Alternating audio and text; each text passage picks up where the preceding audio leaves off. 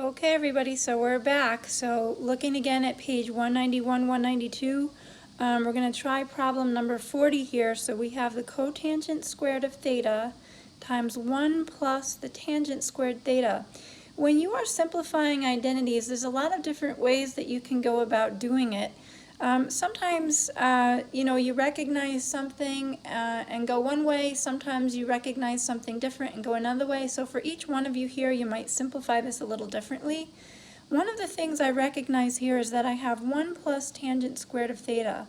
This is one of our Pythagorean identities. So what I'm going to do right here is replace the 1 plus tangent squared theta with the secant squared of theta. And I'm going to multiply that now by the cotangent squared of theta. So I have this product here. And one of the things I know is that cotangent is cosine squared theta over sine squared theta. And I know that secant of squared theta is 1 divided by the cosine of squared theta. So look at what happens. I have one of these on the numerator and the other one on the denominator.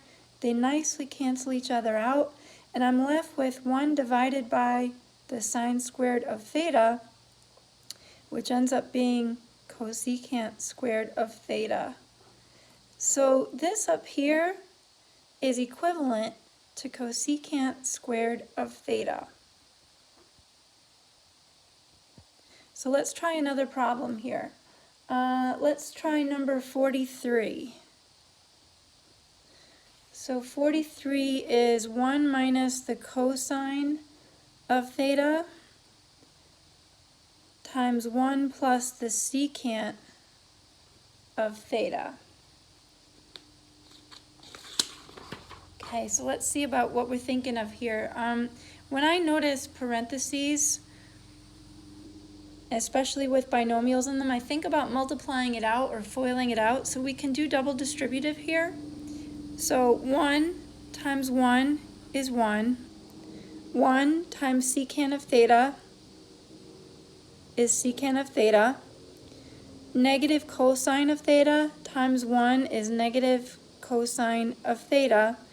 And then negative cosine of theta times secant of theta is negative cosine theta secant theta.